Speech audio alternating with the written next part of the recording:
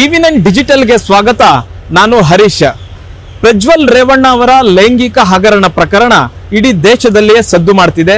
ಹೇಳಿ ಕೇಳಿ ಈಗ ಲೋಕಸಭಾ ಚುನಾವಣೆಯ ಸಂದರ್ಭ. ಈ ಸಂದರ್ಭದಲ್ಲಿ ವಿರೋಧ ಪಕ್ಷಗಳು ಆಡಳಿತ ಪಕ್ಷವನ್ನ ಹಣಿಲಿಕ್ಕೆ ಇದನ್ನ ಒಂದು ಅಸ್ತ್ರದ ರೀತಿಯಲ್ಲಿ ಬಳಸಿಕೊಳ್ತಿರುವಂತಹದ್ದು. ದೇಶಾದ್ಯಂತ ಇದನ್ನ ವಿರೋಧ ಪಕ್ಷಗಳು ಚರ್ಚೆಯನ್ನ ಮಾಡ್ತಿವೆ. ಈಗ ಇರ್ತಕ್ಕಂತಹ ಕುತೂಹಲ ಏನು ಅಂತಂದ್ರೆ, ಹಾಸನ ಸಂಸದ ಪ್ರಜ್ವಲ್ ರೇವಣ್ಣ ಅವರು ಎಲ್ಲಿದ್ದಾರೆ ಅನ್ನುವಂತಹದ್ದು. ಇದುವರೆಗೆ ಬಂದಂತಹ ಮಾಹಿತಿಗಳ ಪ್ರಕಾರ ಪ್ರಜ್ವಲ್ ರೇವಣ್ಣ ಅವರು ಜರ್ಮನಿಯಲ್ಲಿದ್ದಾರೆ. ಬೆಂಗಳೂರಿನಿಂದ 27ನೇ ತಾರೀಕು ಅವರು ಜರ್ಮನಿಗೆ ಹೋಗಿದ್ರು.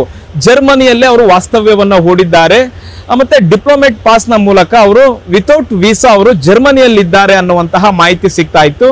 ಆದರೆ ಈಗ ಬಂದಿರತಕ್ಕಂತಹ ಮಾಹಿತಿ ಪ್ರಕಾರ, ಈಗ ರಾಜ್ಯ ಸರ್ಕಾರಕ್ಕೆ ಸಿಕ್ಕಿರುವಂತಹ ಮಾಹಿತಿ ಪ್ರಕಾರ ಪ್ರಜ್ವಲ್ ರೇವಣ್ಣ ಅವರು ಜರ್ಮನಿಯಲ್ಲಿಲ್ಲ, ದುಬೈನಲ್ಲಿ ಇದ್ದಾರೆ ಅನ್ನುವಂತಹ ಮಾಹಿತಿ ಸಿಗ್ತಾ ಇದೆ. ದುಬೈನ ಒಂದು ಖಾಸಗಿ ಹೋಟೆಲ್ ಜುಮೇರಾ ಅನ್ನುವಂತಹ ಹೋಟೆಲ್ನಲ್ಲಿ ಅವರು ವಾಸ್ತವ್ಯವನ್ನ ಹೂಡಿದ್ದಾರೆ. ಅವರಿಗೆ ಹಾಸನದ ಹುಡುಗರು ಸಹಾಯ ಮಾಡ್ತಿದ್ದಾರೆ, ದುಬೈನಲ್ಲಿ ಇರ್ತಕ್ಕಂತಹ ಹಾಸನದ ಹುಡುಗರು ಅನ್ನುವಂತಹ ಮಾಹಿತಿ ಈಗ ಸಿಗ್ತಾ ಇರತಕ್ಕಂಥದ್ದು. ಒಂದು SIT ತೀವ್ರತರವಾದ ತನಿಖೆಯನ್ನ ಮಾಡ್ತಿದೆ. ರಾಜ್ಯ ಸರ್ಕಾರ ಕೂಡ ಪ್ರಜ್ವಲ್ ರೇವಣ್ಣ ಎಲ್ಲಿದ್ದಾರೆ ಅನ್ನುವಂತಹ ಮಾಹಿತಿಯನ್ನ ಕಲೆ ಹಾಕ್ಲಿಕ್ಕೆ ಸಾಕಷ್ಟು ಪ್ರಯತ್ನವನ್ನ ಪಡ್ತಿದೆ. ಮುಖ್ಯವಾಗಿ ಪ್ರಧಾನಿ ನರೇಂದ್ರ ಮೋದಿ ಅವರಿಗೆ ಸಿದ್ದರಾಮಯ್ಯ ಅವರು 2 ಬಾರಿ ಪತ್ರವನ್ನು ಕೂಡ ಬರೆದ್ರು. ಪ್ರಜ್ವಲ್ ರೇವಣ್ಣ ಅವ್ರನ್ನ ವಾಪಸ್ ಕರ್ಸ್ಕೋಬೇಕು ಅಂತಂದ್ರೆ ಅವರ ಬಳಿ ಇರ್ತಕ್ಕಂತಹ ರಾಜತಾಂತ್ರಿಕ ಪಾಸ್ಪೋರ್ಟ್ ಅನ್ನ ತಡೆ ಹಿಡಿಬೇಕು, ಅದನ್ನ ವಾಪಸ್ ತೆಗೆದುಕೊಳ್ಬೇಕು. ಆ ಮೂಲಕ ಪ್ರಜ್ವಲ್ ರೇವಣ್ಣ ಅವ್ರನ್ನ ರಾಜ್ಯಕ್ಕೆ ವಾಪಸ್ ಕರೆಸಬೇಕು. ತನಿಖಾಧಿಕಾರಿಗಳಿಗೆ ಅಗತ್ಯ ಇದೆ ಪ್ರಜ್ವಲ್ ರೇವಣ್ಣ ಅನ್ನುವಂತಹ ಮನವಿಯನ್ನ ಮಾಡ್ಕೊಂಡಿದ್ರು. ಇದಕ್ಕೆ ವಿದೇಶಾಂಗ ಸಚಿವಾಲಯ ಕೂಡ ಪ್ರಜ್ವಲ್ ರೇವಣ್ಣ ಅವರು ಎಲ್ಲಿದ್ದಾರೆ ಮತ್ತೆ ಅವರ ಪಾಸ್ಪೋರ್ಟ್ ಅನ್ನ ವಾಪಸ್ ತೆಗೆದುಕೊಳ್ಳಲಿಕ್ಕೆ ಪ್ರಕ್ರಿಯೆಯನ್ನು ಕೂಡ ಆರಂಭಿಸಿರುವಂತಹದ್ದು. ಪ್ರಜ್ವಲ್ ರೇವಣ್ಣ ಅವರಿಗೆ ಶೋಕಾಸ್ ನೋಟಿಸ್ ಅನ್ನ ಕೂಡ ಕೊಟ್ಟಿದೆ. ಈ ತರದೊಂದು ನಿಮ್ಮ ಆರೋಪ ನಿಮ್ಮ ಮೇಲಿದೆ, ಯಾಕೆ ನಿಮ್ಮ ರಾಜತಾಂತ್ರಿಕ ಪಾಸ್ಪೋರ್ಟ್ ಅನ್ನ ತಡೆ ಹಿಡಿಬಾರದು, ವಾಪಸ್ ಪಡಿಬಾರದು ಅನ್ನುವಂತಹ ನಿಟ್ಟಿನಲ್ಲಿ ಶೋಕಾಸ್ ನೋಟಿಸ್ ಅನ್ನ ಕೊಟ್ಟಿದೆ. ಇದಾದ ಕೆಲವೇ ದಿನಗಳಲ್ಲಿ ಪ್ರಜ್ವಲ್ ರೇವಣ್ಣ ಅವರು ಒಂದು ವಿಡಿಯೋವನ್ನ ಹರಿಯ ಬಿಡ್ತಾರೆ.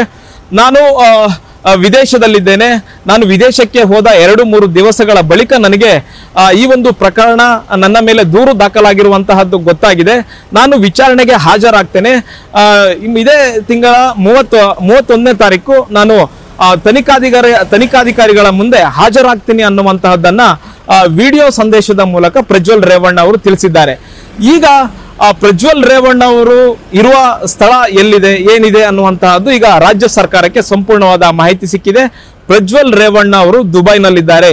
ದುಬೈನ ಒಂದು ಹೋಟೆಲ್ನಲ್ಲಿ ವಾಸ್ತವ್ಯವನ್ನ ಹೂಡಿದ್ದಾರೆ. ಅದು ಒಂದು ಐಷಾರಾಮಿ ಹೋಟೆಲ್, ಅದರ ಹೆಸರು ಜುಮೇರಾ ಹೋಟೆಲ್ ಅನ್ನುವಂತಹದ್ದು. ಆ ಹೋಟೆಲ್ನಲ್ಲಿ ಪ್ರಜ್ವಲ್ ರೇವಣ್ಣ ಅವರು ಕಳೆದ ಕೆಲವು ದಿವಸಗಳಿಂದ ಕೂಡ ಅಲ್ಲೇ ವಾಸ್ತವ್ಯವನ್ನ ಹೂಡಿದ್ದಾರೆ.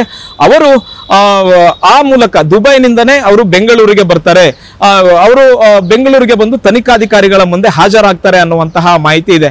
ಮುಖ್ಯವಾಗಿ ಜರ್ಮನಿಯಲ್ಲಿದ್ದಾರೆ. ಜರ್ಮನಿಯಲ್ಲಿ ವಿಮಾನದ ಟಿಕೆಟ್ ಬುಕ್ ಆಗಿದೆ, ಮತ್ತೆ ಇವರು ಜರ್ಮನಿಗೆ ಹೋಗಿರುವಂತಹ ಟಿಕೆಟ್ ಬುಕ್ ಆಗಿದೆ ಅನ್ನುವಂತಹದ್ದು ಇವೆಲ್ಲವೂ ಕೂಡ SIT ಅನ್ನ ದಾರಿ ತಪ್ಪಿಸ್ಲಿಕ್ಕೆ ಮಾಡಿರ್ತಕ್ಕಂತಹ ಒಂದು ಪ್ರಯತ್ನ ಅನ್ನುವಂತಹದ್ದು ಇಲ್ಲಿ ಮೇಲ್ನೋಟಕ್ಕೆ ಗೊತ್ತಾಗುತ್ತೆ.